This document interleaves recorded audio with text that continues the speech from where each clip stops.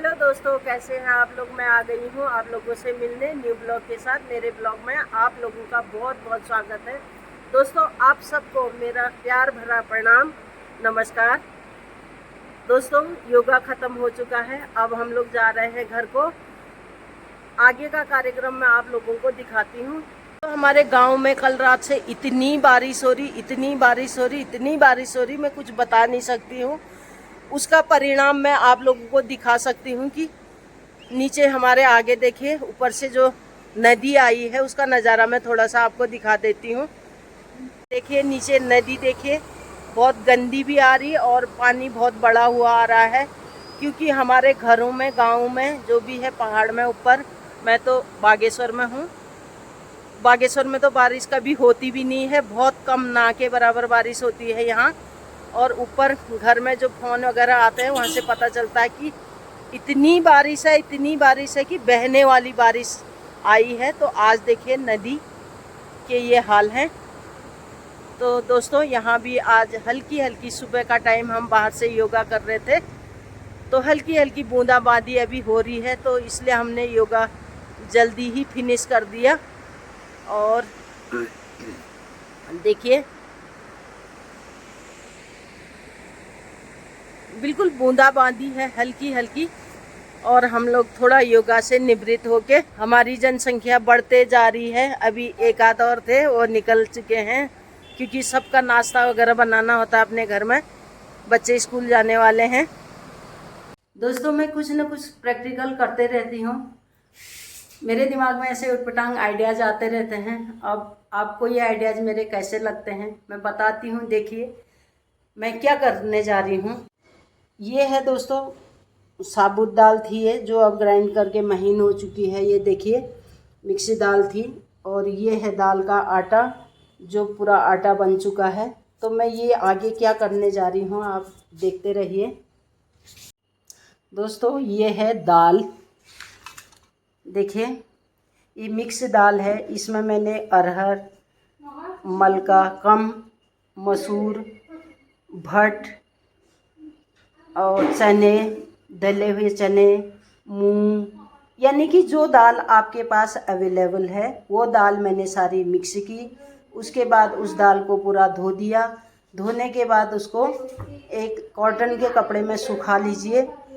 उसमें कोई गीलापन या मॉइस्चराइजर नहीं रहना चाहिए, सूखा होना चाहिए ताकि उसका आटा गीला ना हो। उसके बाद जब ये दाल अच्छी तरह सूख जाती है तो आप इसको, ये देखिए, मिक्सी की सहायता से, या किसी के पास और कोई साधन है, जैसे गांव में होते हैं, घराट होते हैं, कई चीज़ें होते हैं, उसमें आप इसको बारीक करके आटा बना के आप इसको पीस सकते हैं। देखिए मैंने ये कर रखा है और छान के मैंने इतना आटा बना दिया है। ये मैं इसलिए बता रही हूँ, जिसके बच्चे दाल नहीं खाते हैं, दाल से परहेज करते हैं, उनके लिए ये बेहतर है।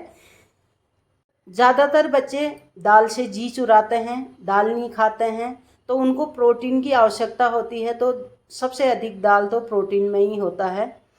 उनको प्रोटीन की आवश्यकता होती है तो दालों में ही सबसे ज़्यादा प्रोटीन होता है। तो दोस्तों, मेरे दिमाग में आइडिया आया, क्योंकि मैं भी दाल नहीं खाती हूँ, सच बात तो ये है, मुझे दाल अच्छी नहीं लगती है। तो इसलिए मैं क्या करती हूँ, सारी दाल को मिक्स करके इसको ग्राइंड करके, देखिए मिक्सी ये मैं भी कर रही हूँ। इसके बाद मैंने इसको छन्नी से पूरे आटे की तरह ऐसे करके, ये देखिए ऐसे छान के पूरा आटा निकल रहा है मोटा मोटा। फिर ग्राइंड कर दो उसको, और इस तरह मैंने इसको आटा बना लिया। फिर मैं इसको ये रखूँगी एक डिब्बे में।